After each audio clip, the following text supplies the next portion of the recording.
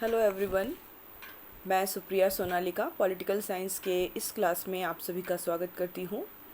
आज का जो हमारा क्लास है वो पीजी सेमेस्टर 1 के स्टूडेंट्स के लिए है और पीजी के कोर्स में जो पेपर 1 है एफसी 1 जो है उसके अंतर्गत एक महत्वपूर्ण टॉपिक हम लोग देखेंगे आज, और वो है कि sources of Indian political thought.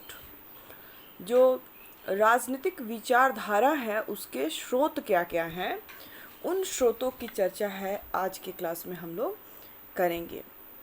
तो जो राजनीतिक विचारधाराओं के एक नहीं बहुत सारे सोर्स जो है वो होते हैं। कहीं किसी खास एक पर्टिकुलर सोर्स से वो विचारधाराएं नहीं बनती, बल्कि बहुत सारे सोर्सेस से मिलकर किसी भी विचारधारा का जो है वो निर्माण होता है। और प्राचीन राजनीतिक विचारधारा का मुख्य स्रोत जो है यूनान का राजनीतिक चिंतन ही था। और जो प्रख्यात राजशास्त्र बार्कर का कथन है कि राजनीतिक चिंतन का प्रारंभ यूनानियों से हुआ है और इसकी उत्पत्ति जो है वो भी जो है यूनानियों के शांत एवं स्पष्ट बुद्धिवाद से संबंधित है। प्राचीन भारतीय राजनीतिक विचारधाराओं के मुख्य जो स्रोत हैं उसमें जो सबसे प्रमुख स्रोत जो माने जाते हैं उसमें है वेद, स्मृतियाँ, मनुस्मृति, वाल्मीकि, जो रामायण महाभारत जो है वो महाकाव्य हमारे, शामदेव सोमदेव के द्वारा जो लिखी गई, और कौटिल्य का अर्थशास्त्र, शुक्र की शुक्र नीति का राजनीतिक चिंतन तथा रामायण में वर्णित राजनीतिक विचारों की गणना की जा सकती है। मतलब ये सब जो है भारतीय राजनीतिक चिंतन के भारतीय राजनीतिक विचारधारा के स्रोत माने जा सकते हैं। और पाश्चात्य प्राचीन राजनीतिक विचारधारा के प्रमुख जो स्रोत हैं उसमें सोफिस्ट तथा सुकरात का राजनीतिक चिंतन, जिसमें प्लेटो का जो प्रसिद्ध रचना है रिपब्लिक, तथा अरस्तु की जो प्रमुख रचना है पॉलिटिक्स, और एक्विनास तथा स्टोइक का राजनीतिक दर्शन जो है वो भी शामिल है। साथ ही साथ रोमन राजनीतिक विचारक पोलिबियस तथा सिसरो और सेनेका, ये लोग, इनकी भी जो राजनीतिक विचारधारा है ये भी एक प्रमुख स्रोत के रूप में इसका अध्ययन हम लोग करते हैं। अगर हम मध्यकालीन पाश्चात्य राजनीतिक विचारधारा की बात करें तो इसकी जो प्रारंभिक इकाई जो है वो ईसाई धर्म के विचारक संत अम्ब्रोज तथा संत ऑगस्टाइन के राजनीतिक दर्शन का गहन प्रभाव जो है इस पर पड़ा हुआ दिखता है हमें।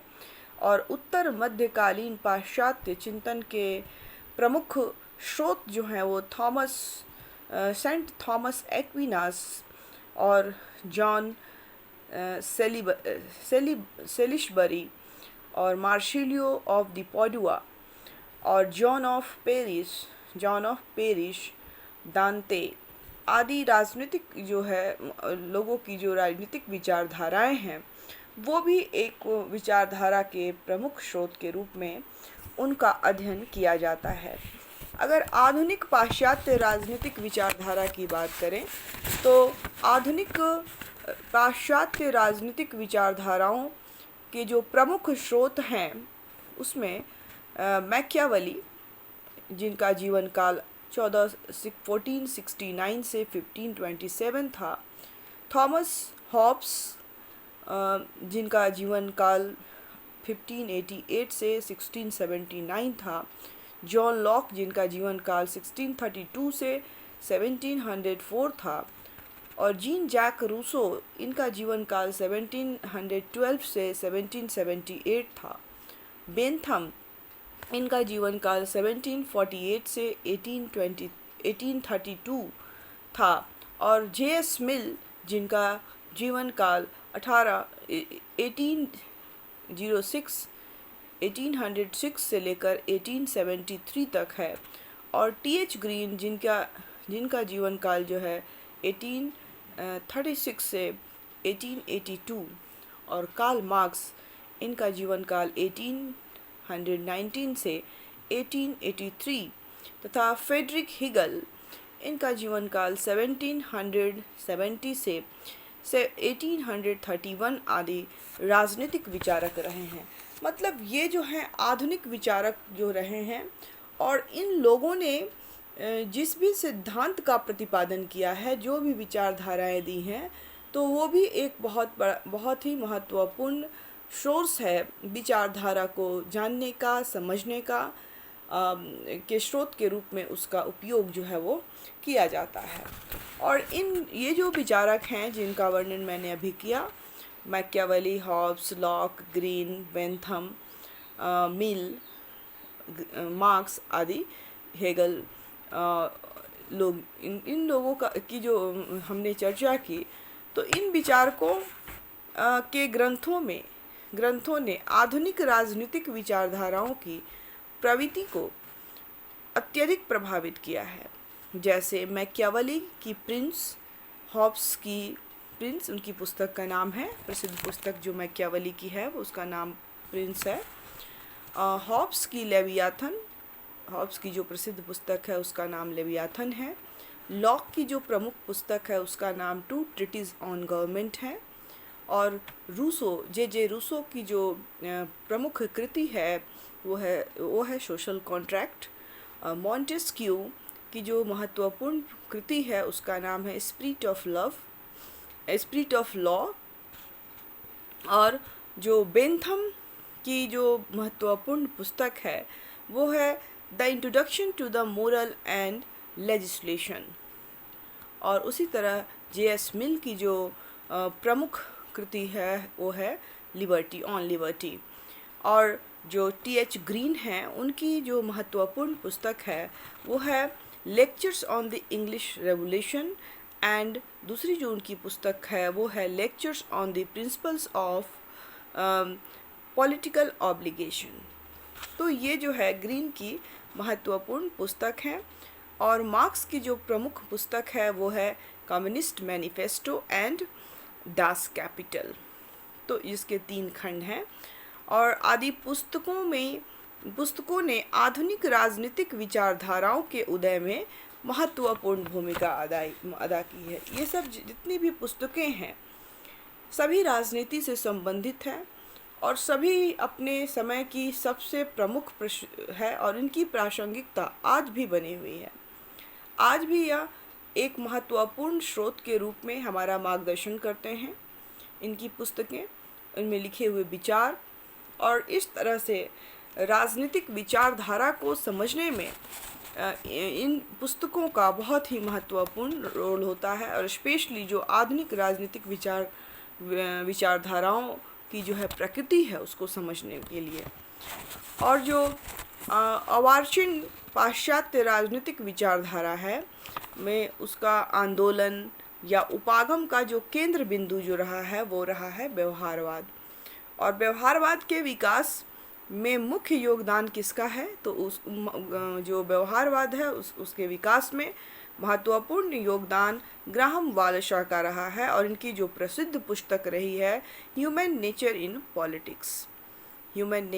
पॉलिटिक्स, जो 1908 में लिखी गई थी। और जो आर्थर बेंटले की जो महत्वपूर्ण पुस्तक रही है द प्रोग्रेस ऑफ गवर्नमेंट, ये 1908 में इसको लिखी गई है। और उसी तरह से चार्ल्स मारियम की जो महत्वपूर्ण पुस्तक है न्यू एस्पेक्ट्स ऑफ पॉलिटिक्स, जो 1925 में लिखी गई। और लासवेल तथा कैपलान की जो विचारक हैं इनकी जो महत्वपूर्ण पुस्तक है वो पावर एंड सोसाइटी, जो 1950 में लिखी गई है। और डेविड ईस्टन, बहुत बड़े व्यवहारवादी विचारक, इनकी जो महत्वपूर्ण पुस्तक है द पॉलिटिकल सिस्टम, जिसकी रचना 1953 में हुई। और रॉबर्ट ए डहल इनकी जो महत्वपूर्ण पुस्तक है मॉडर्न पॉलिटिकल एनालिसिस, इसकी रचना जो है 1963 में हुई। और हेराल्ड लॉसवेल की जो महत्वपूर्ण पुस्तक है the analysis of political behaviour, जो 1948 में लिखी गई थी।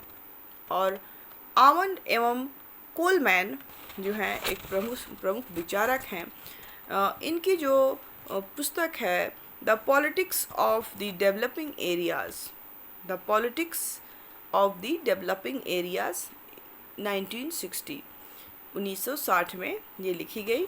तथा आमंड एंड पावेल की जो महत्वपूर्ण पुस्तक है कॉम्परेटिव पॉलिटिक्स, जिसकी रचना 1966 में हुई थी। इसके बाद Martin कैपलॉन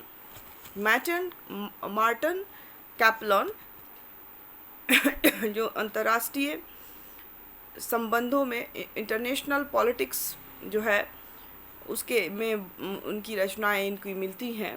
system and the process in international politics, और इनकी इसकी रचना जो है 1957 में हुई। और टॉलकोट पार्सन्स, इनकी जो महत्वपूर्ण पुस्तक है वो है द सोशल सिस्टम, इसकी रचना 1951 में हुई। और ओरेन यंग एक विचारक हैं, इनकी जो महत्वपूर्ण पुस्तक है वो है सिस्टम ऑफ पॉलिटिकल साइंस। और डेविड एप्चर की जो महत्वपूर्ण पुस्तक है वो है द पॉलिटिक्स ऑफ मॉडर्नाइजेशन, जो 1965 में लिखी गई। तो इन सभी विचारकों के जो ये महत्वपूर्ण पुस्तक हैं, ये महत्वपूर्ण जो जिसको हम एक ग्रंथ भी कह सकते हैं, इन सभी का बहुत बड़ा योगदान है हमें विचारधारा को समझने के लिए, राजनीति को समझने के लिए। इन सभी, क्योंकि ये सभी अलग अलग फील्ड से हैं, कोई पब्लिक एडमिनिस्ट्रेशन से है, तो कोई इंटरनेशनल पॉलिटिक्स से है, तो कोई इंटरनेशनल रिलेशन से है, तो किसी ने थ्योरीज़ के बारे में दिया है, तो किसी ने स्टेट के कंसेप्ट के बारे में दिया है, किसी ने लिबर्टी के बारे में दिया है, तो किसी ने जो है वो स्टेट के बारे में बताया है। तो इस तरह से ये सभी जो विचारक हैं, इनके विचारों का बहुत ही महत्वपूर्ण योगदान होता है विचारधारा को समझने में। और यह एक महत्वपूर्ण विचारधारा के स्रोत के रूप में, चाहे वो भारतीय राजनीतिक स्रोत हो या अंतर्राष्ट्रीय राजनीतिक स्रोत हो या पाश्चात्य राजनीतिक स्रोत हो या आधुनिक राजनीतिक स्रोत हो या समकालीन राजनीतिक स्रोत हो, इन सभी का जो है वो बहुत महत्वपूर्ण रोल होता है। इसके बाद जो वास्तव में अर्वाचीन जो राज वैज्ञानिकों ने व्यवहारवाद के अंतर्गत राजनीति विज्ञान की वैज्ञानिक अध्ययन पद्धति का सराहनीय विकास किया है। इसके अलावा उन्होंने आधुनिकीकरण, राजनीति, सांस्कृतिक विकास, राजनीतिक समाजीकरण, अभिजन, एलाइट क्लास जो होते हैं आदि के बारे में आधुनिक दृष्टिकोण से गंभीर रूप से अध्ययन किया है। मीन्स जो व्यवहारवाद आया, जो मध्य युग के बाद जब पुनर्जागरण हुआ और उसके बाद जब आधुनिक विचारधारा का उदय हुआ और व्यवहारवाद आया, जिसमें जो है सिद्धांत को, राजनीति को विज्ञान बनाने की पुरजोर कोशिश की गई। और डेविड ईस्टन जो थे इसके प्रमुख विचारक थे उसमें। और इस तरह से जो इन सभी जो विचारक थे, इन लोगों का योगदान, चाहे वो राजनीति विज्ञान के रूप में उन्होंने किया हो, समाजीकरण का अध्ययन किया हो, या अभिजन एलाइट्स क्लास का किया हो, आधुनिकीकरण का किया हो, पॉलिटिकल कल्चर का किया हो, हर तरह, या पॉलिटिकल डेवलपमेंट का किया हो, तो हर क्षेत्र में इन विद्वानों ने अपना जो है वो महत्वपूर्ण योगदान दिया है। आधुनिक, अगर हम भारतीय, ये तो पाश्चात्य या जो मध्यकालीन जो विचारक थे, या आधुनिक जो विचारक, जो पाश्चात्य आधुनिक विचारक थे, उनके बारे में, उनकी रचनाओं के बारे में हमने अध्ययन किया कि उनकी रचनाएं किस तरह से राजनीति शास्त्र के अंतर्गत, राजनीति विज्ञान के अंतर्गत जो है विचारधाराओं को समझने में, जानने में, एक महत्वपूर्ण स्रोत का कार्य करती है। अब हम देखेंगे कि जो भारतीय राजनीतिक विचार है उसके स्रोत क्या हैं। जो चिंतन है, राजनीति चिंतन है, भारतीय राजनीतिक विचारधारा है, उसके सोर्सेस कहाँ कहाँ से आए हैं, या उसमें सोर्स के रूप में किन पुस्तकों ने, किन विचारकों ने, किन ग्रंथों ने महत्वपूर्ण योगदान दिया है। तो आधुनिक भारतीय राजनीतिक विचारधाराओं के विकास में जो स्वामी दयानंद सरस्वती, जिनका जीवन काल 1824 से 1883 तक रहा, राजा राम मोहन राय, जिन्होंने सती प्रथा का उन्मूलन किया था, और इनका जीवन काल जो है 1772 से 1833 तक रहा। एनी बेसेंट, इनका जीवन काल 1847 से 1933 तक था। रविंद्रनाथ टैगोर, इनका जो जीवन काल था 1861 से 1941। स्वामी विवेकानंद, इनका जीवन काल जो है 1863 से 1902 था। दादा भाई नौरोजी 1824 से 1927 तक। महादेव गोविंद रानाडे, जिनका जीवन काल जो था 1842 से 1901 था। गोपाल कृष्ण गोखले 1866 से 1915। बाल गंगाधर तिलक, इनका जीवन काल 1856 से 1920। लाला लाजपत राय 1865 से 1928।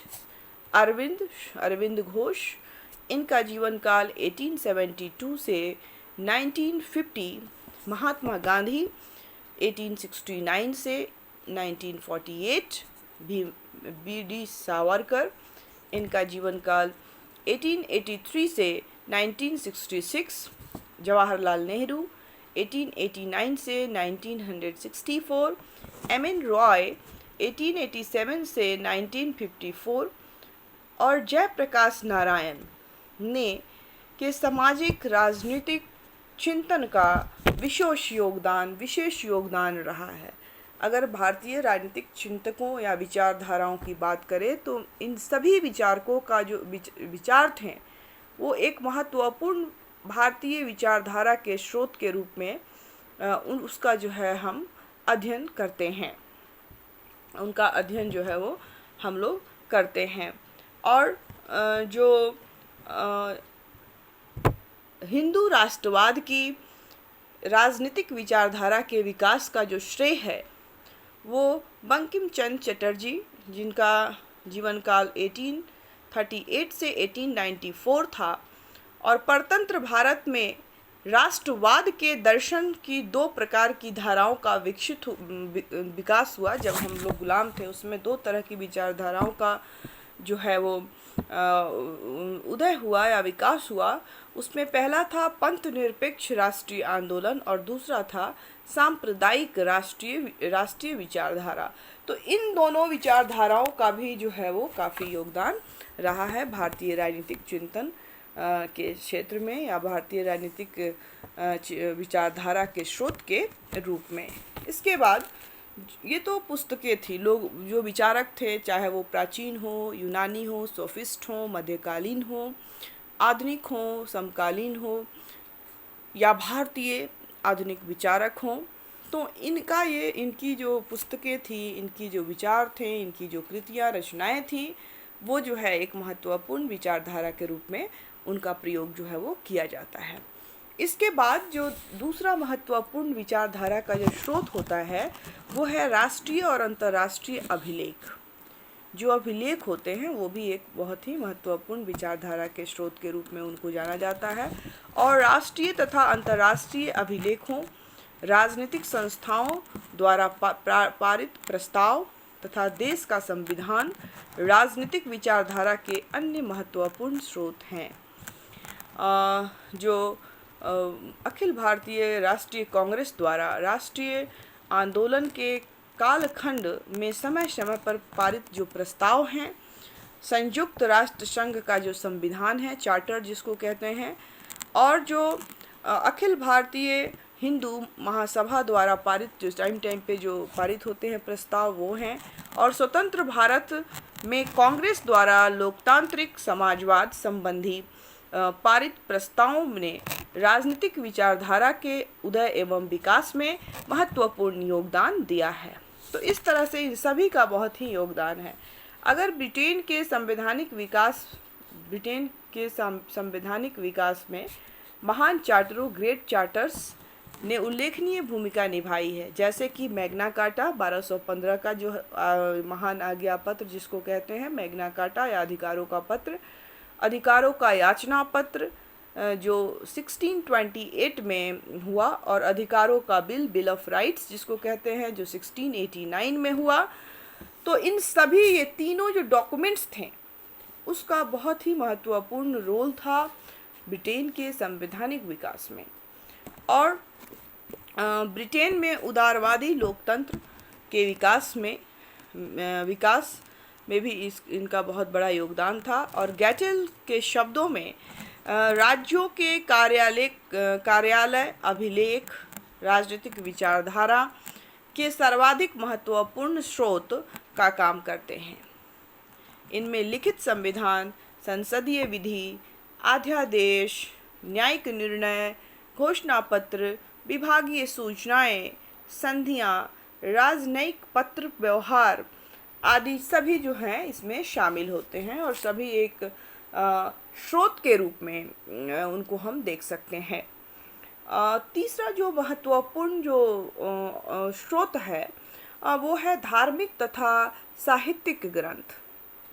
धार्मिक तथा साहित्यिक ग्रंथों का भी बहुत बड़ा योगदान होता है राजनीतिक चिंतन को जानने और समझने में। और इन धार्मिक जो साहित्य हैं या जो साहित्यिक ग्रंथ हैं उनमें वेद, उपनिवेद, गीता, पुराण, रामायण, महाभारत, मनुस्मृति, शुक्र की नीतिसार, कामंदक नीतिसार, कौटिल्य का अर्थशास्त्र ने भारतीय राजनीतिक विचारधाराओं के उदय में बहुत ही महत्वपूर्ण योगदान दिया है। और बाइबल और कुरान शरीफ में निहित विचारों ने ईसाई तथा इस्लामिक विचारधाराओं का भी बीजारोपण किया है। तो इस तरह से ये जो ग्रंथ हैं ईसाई और बाइबल वगैरह, तो इससे भी जो है इस्लाम और बाइबल, क्रिश्चियनिटी जो धर्म है उसको आगे बढ़ाने में, उसको समझने में हमें काफ़ी मदद मिलती है। और थॉमस मूर की जो एक पुस्तक है यूटोपिया, जिसकी रचना 1516 में यूटोपियन समाजवादी विचारधारा के निर्माण में महत्वपूर्ण योगदान दिया था। महात्मा गांधी की सत्याग्रह की राजनीतिक विचारधारा के स्रोत डेविड थोरो जिनका जीवन काल 1817 से 1862 था, कि इनकी प्रमुख जो पुस्तक थी एसे ऑन सिविल डिसओबीडियंस, जो इनकी महत्वपूर्ण पुस्तक थी डेविड थोरो की एसे ऑन सिविल डिसओबीडियंस जो है। और जो जॉन रस्किन की जो महत्वपूर्ण पुस्तक है अनटू द लास्ट, और टॉल्स्टॉय की जो महत्वपूर्ण पुस्तक, इनका जीवन काल 1800, लियो टॉल्स्टॉय का जीवन काल 1828 से 1910 था। और इनकी जो महत्वपूर्ण पुस्तक है the kingdom of God is within you. इन तीनों का प्रभाव जो है गांधी जी के विचारों में हमें देखने को मिलता है।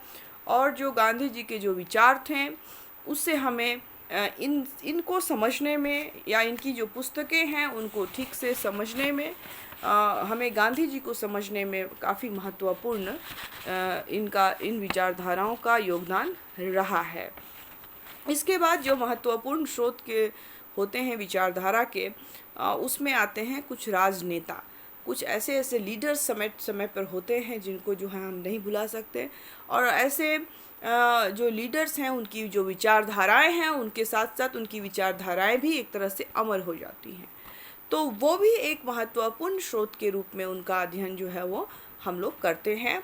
और किसी भी देश के जन नेता अपने व्यक्तित्व तथा कृतित्व के कारण राजनीतिक विचारधारा के उदय में अपना महत्वपूर्ण स्थान रखते हैं। जैसे कि अमेरिका के अब्राहम लिंकन और मार्टिन लूथर किंग ने फ्रांस में निपोलियन बोनापार्ट ने, और रूस में लेनिन ने, और भारत में महात्मा गांधी ने, तथा जवाहरलाल नेहरू के विचारों ने राजनीतिक चिंतन को बहुत अधिक प्रभावित किया था। तो कुछ राजनेता ऐसे होते हैं, कुछ लीडर्स ऐसे होते हैं जिनकी विचारधाराएं जो होती हैं वो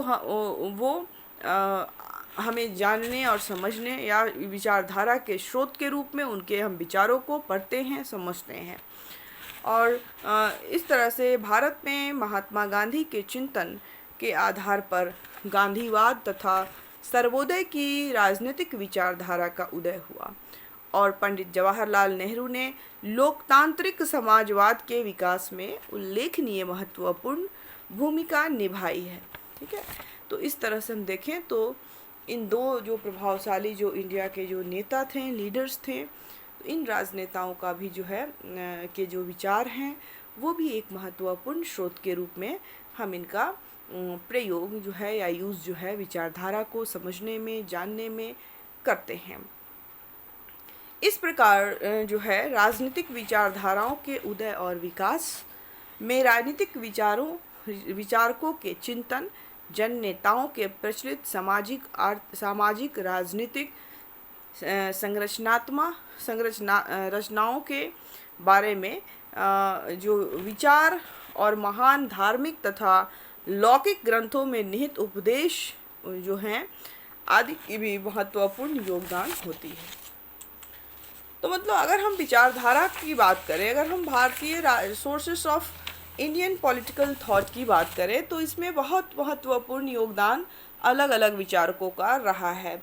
तो इसमें जो सबसे महत्वपूर्ण जो पहला जो होता है किसी भी विचारधारा के स्रोत के रूप में, अगर हम स्रोत की बात करें तो सबसे पहले जो है वो राजनीतिक विचारक आते हैं। जितने भी पॉलिटिकल लीडर्स हैं जिन्होंने कोई ना कोई सिद्धांतों का प्रतिपादन किया, और इनकी जो शुरुआत राजनीति, अगर विज्ञान की बात करते हैं, शास्त्र की बात करते हैं, तो यूनानी विचारकों से इनका प्रारंभ होता है।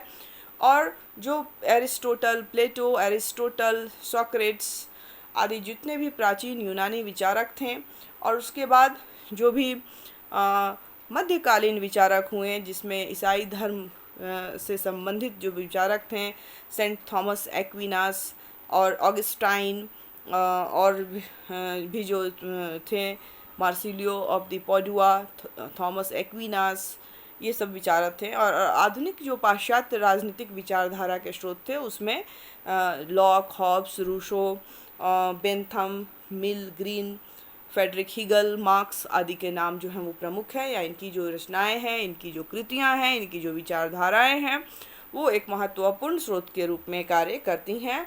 और इसके बाद जब व्यवहारवाद आता है, उसका आगमन होता है, तो जितने भी व्यवहारवादी विचारक हैं, लासवेल हों, ऑर्थे बेंटले हों, या ग्राहम वालासा हों, चार्ल्स मैरियम हों, या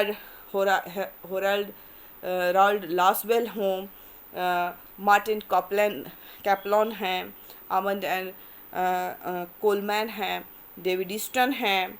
तो ये सभी प्रमुख कुछ विचारक हैं जिनकी विचारधाराएं, जिनकी पुस्तकें एक महत्वपूर्ण स्रोत के रूप में इनका हम यूज़ करते हैं। इसके बाद जो है अगर भारतीय राजनीतिक विचारकों की बात करें तो बहुत सारे विचारक ऐसे हुए, रविंद्रनाथ टैगोर, एनी बेसेंट, राजा राम मोहन राय, दयानंद सरस्वती, विवेकानंद, गांधी, दादा भाई नौरोजी, तिलक, गोखले, सावरकर, महात्मा गांधी, बहुत सारे, लाला लाजपत राय, सभी जो नेता थे जिन्होंने भारतीय राष्ट्रीय आंदोलन में भी सक्रिय भूमिका निभाई, तो इन सभी का जो है महत्वपूर्ण योगदान रहा है।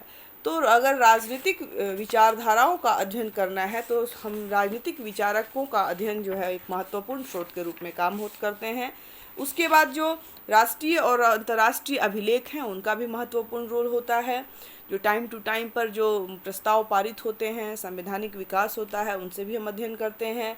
और धार्मिक और साहित्यिक स्रोतों का भी बहुत महत्वपूर्ण रोल होता है, जैसे कि हमारे धर्म ग्रंथ, वेद, रामायण, महाभारत, गीता, वेद, पुराण, बाइबल, ये सब जितने भी हैं इन सभी का बहुत बड़ा योगदान होता है।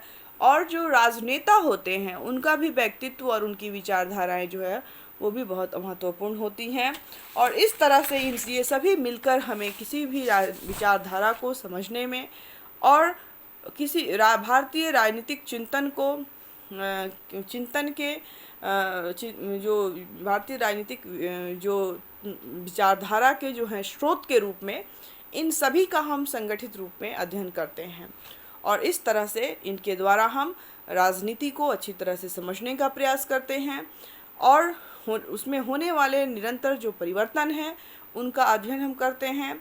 और जो है उनकी क्या वर्तमान में प्रासंगिकता है उसका भी अध्ययन जो है हम लोग को इसके थ्रू होती है। तो ये बहुत ही इम्पोर्टेंट जो है वो ये सारे जो हैं वो स्रोत होते हैं किसी भी विचारधारा को समझने के लिए, चाहे वो भारतीय विचारधारा हो या आपके पाश्चात्य जो है विचारधारा हो। आज का क्लास यही समाप्त होता है। आई थिंक आपको समझ में आया हो। अगर कोई प्रॉब्लम हो तो आप कमेंट सेक्शन में जाके अपने प्रश्न रख सकते हैं। नए टॉपिक के साथ बहुत जल्द हम फिर मिलेंगे। तब तक के लिए घर में रहें, सुरक्षित रहें, पढ़ते रहें। Thank you all of you.